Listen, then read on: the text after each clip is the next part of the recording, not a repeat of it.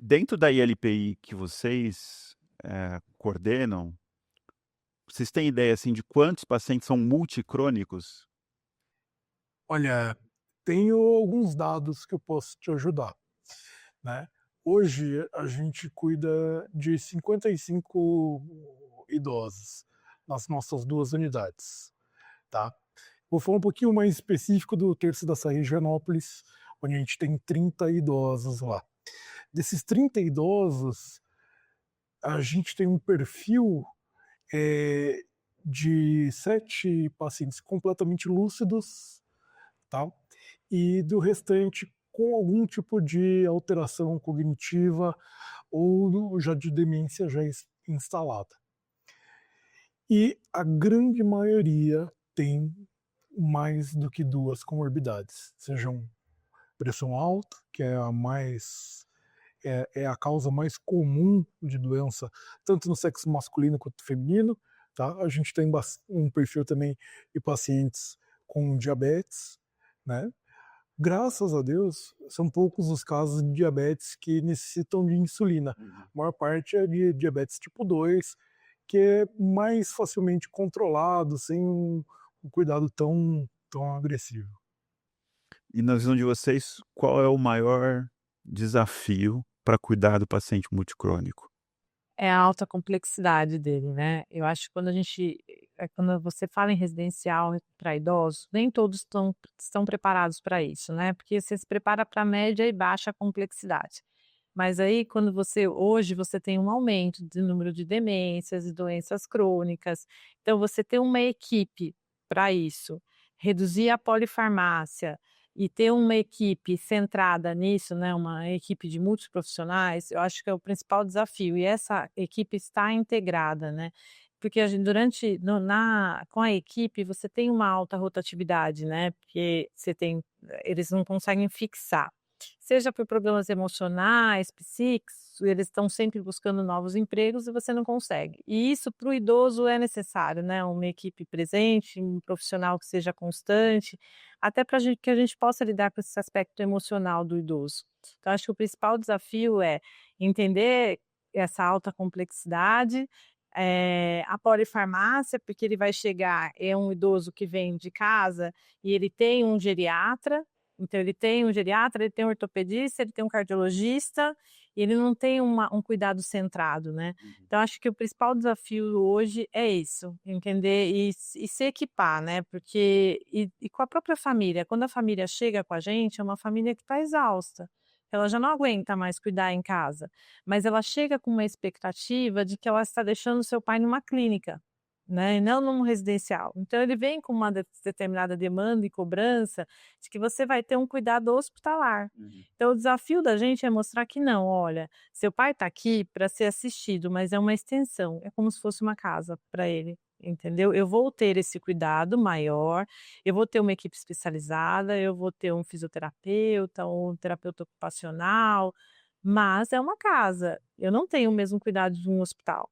E acho que isso também é importante, sabe, essa demanda com a família e essa complexidade. Quando ele tem essa expectativa de um cuidado hospitalar, o que que ele espera de uma LPI, do ponto de vista que seja hospitalar? Porque, assim, a LPI, ela tem enfermagem, ela medica, ela tem o médico, ela tem equipe multi. Então, na concepção de vocês, o que é que diferencia a LPI para que ela seja muito mais a casa do paciente do que um cuidado hospitalar? Os equipamentos, né, então assim, ser menos invasivo. Então, por exemplo, o que a gente passa pra família, não tem aplicação intravenosa, a gente não vai ter um cuidado a esse nível, né.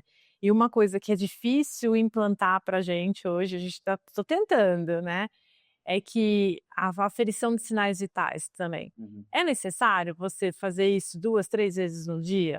Se ele estivesse na casa dele, ele faria isso? Não, né. Então e até porque quando você começa a ferir esses sinais o tempo todo, tipo 3 vezes, você vai ter oscilações mesmo que são normais e que não necessariamente sejam necessárias ir ao pronto-socorro, sabe. Então, você mostrar para a família que assim: "Olha, ele está aqui, né, diferente do hospital, eu vou aferir, tá, eu vou ter um cuidado centrado, mas aqui a intenção é cuidar dele como um todo, integral, como se ele estivesse na casa sem necessidade desse cuidado amplo de hospital mesmo, de ver sinais vitais, de coloca um catéter, tomam algumas atitudes, né, Uhum. médicas, prescrições mesmo, assim. Então, e que a gente deixa claro também que não tem um médico 24 horas, porque essa é uma expectativa que eles entram e falam assim: "Agora meu pai tá lá dentro, eu vou ter um médico 24 horas". Não, existe um médico que vai avaliar, vai cuidar, mas ele não vai abandonar o que ele tem já de rotina, né. Então o paciente continua tendo o seu médico de referência, e a gente vai estar ali como um pilar, como uma ajuda mesmo, entendeu. Então acho que o desafio maior é esse. E na verdade, assim, às vezes a gente vê uma certa resistência da própria família quando você quer tomar certas decisões, você está acompanhando o paciente todos os dias. Todos os dias a gente percebe que ele está fazendo hipertensão no fim do dia. Uhum. Você já notou ali que a medicação de controle de pressão, por exemplo, precisa ser ajustada ou dose ou adicionar algum tipo de terapêutica para você controlar ele na depois que você olha num amplo período. E tem pessoas que acham que não, o único que pode tocar é o cardiologista, que ele passa 2 vezes no ano, né. Assim como tem pacientes que a gente também vê que, olha, ele está aqui, mas eu quero que seja tudo intra-hospitalar. Eu não quero, fazer tratamento nenhum também em domicílio, né. Por mais que você tenha toda a possibilidade, a gente já teve pacientes que vêm com home care, né, para poder exatamente dar esse cuidado fora do ambiente hospitalar, e tem familiar que se revolta, ele acha que o bom é ficar dentro do hospital.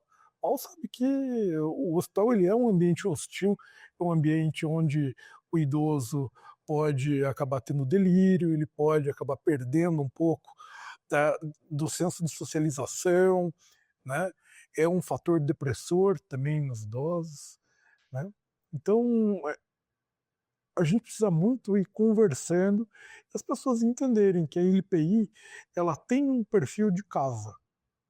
Tá? Ela tem é diferente da ideia de asilo que a gente tinha antigamente, Sim. que era um lugar que colocavam o idoso para ele sumir da sociedade. Muito pelo contrário, hoje a gente tem uma ILPI e a gente deseja que as famílias entendam que ali é a casa do idoso, que ali o idoso vai estar sendo bem cuidado, que ele vai estar tendo possibilidade de certos tratamentos que às vezes em casa fica difícil, e a gente quer que a família venha para dentro da ILPI, né. Hoje a gente tem algumas experiências muito legais, onde famílias se conhecem ali dentro, né, acabam, trocando experiências, trocando ideias. "Olha, eu comprei, a roupa em tal lugar, ficou ótimo, entregaram aqui". Então são coisas que a gente vê que você aumenta o ponto de contato do idoso, Uhum. né. O idoso eh, ele ganha mais gente para ele poder, às vezes, se comunicar. Isso é muito É, importante, principalmente na demência. acho que a socialização, isso faz toda a diferença para o idoso, sabe. O idoso quando está em casa, geralmente ele fica ele e o cuidador, né. E aí ele fica mais aquele processo cama, sala, né, e ele não tem essa socialização de conversa, de grupos, de fazer terapias mesmo. Por exemplo, numa tarde tá lá: "Vamos fazer um jogo de bingo", sabe. Isso traz a memória antiga dele, entendeu. Mesmo os pacientes com demência, eles conseguem participar, sabe, conseguem jogar, e você vê que isso traz a ele a memória mesmo, sabe. Eu acho que o principal pra gente, acho que é isso, a socialização também.